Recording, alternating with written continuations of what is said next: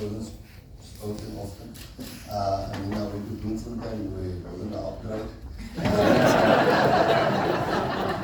English. But yeah, I'll give you the award and the honor of getting it. I'll give you that now. I'm Mr. Clark and the whole foundation. And to say thank you, because that's the first thing in my mind when I think about this, is to say thank you. Also a bit embarrassed because it's definitely not just me, it's a lot of people that make the Springboks work, that made the change in the Springboks and how we do things. It's certainly not just me, it's a lot of people, and I would like to elaborate a little bit on that. But just to get my mind a little bit off that, I was going to tell you an example of how I can ran out of bandwidth in English. So this friend of mine, his name was Osterrand.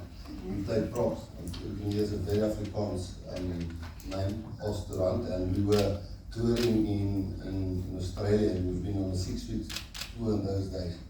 And we haven't had a lot of real steaks, meat, South African steaks. And we get to this one restaurant, on the 6th week, the last week of our tour. And the waiter came and came over there and she says, what do you guys like? And also there's steak on the menu, like a proper steak, fat on it and everything.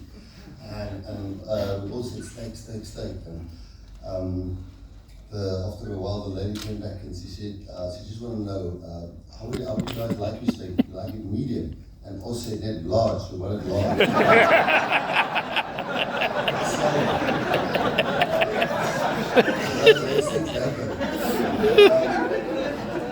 So yeah, the first thing is when I say thank you for that, I say thank you on behalf of the South African supporters. First of all, I think we don't know what we have in South Africa when it comes to support. Other countries don't have Black Friday. They don't have people going to malls or to school grounds or to school halls and fill it up and Tiger Valley or get together on the rugby field or watch it together at home. It's unbelievable what the advantage we have as South Africans, and that's not purely by numbers. I talk about passion, and we feel all of that always, and that's what drives us Springboks. There was a time when it was just ourselves driving us, because we were number 6, 7 in the world, and we, it's difficult to associate with losers, and we quickly understood that if we don't change something, the people won't be proud, people won't associate with us, they don't feel better, as you rightly say. I do sometimes think we confuse happiness with hope.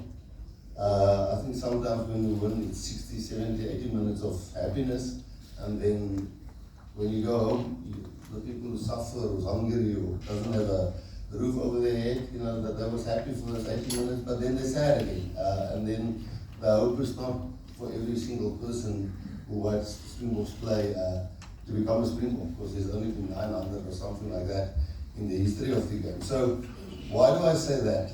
Because I want to credit SA Rugby, I want to credit the people at SA Rugby, I want to credit the people involved in, not SA Rugby, just the head office. I'm talking about the franchises, I'm talking about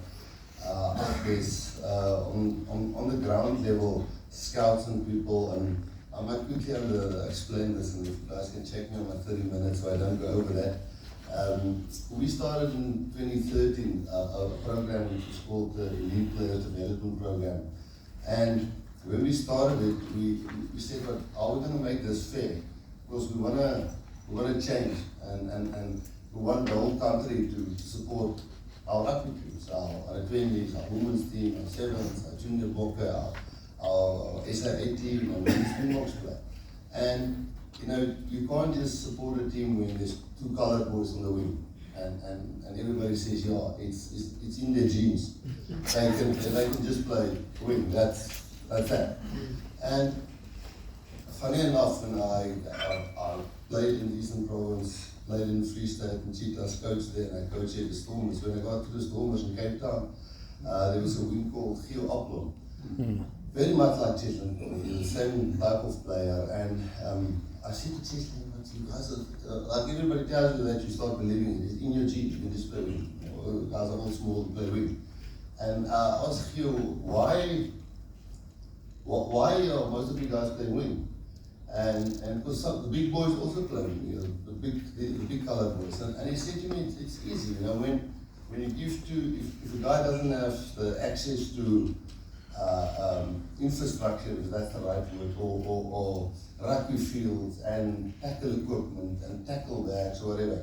It's two boys coming together there on a piece of grass or in a road, and it's sometimes not even a rugby ball. It's a full socks or something like that, and they use that as a ball.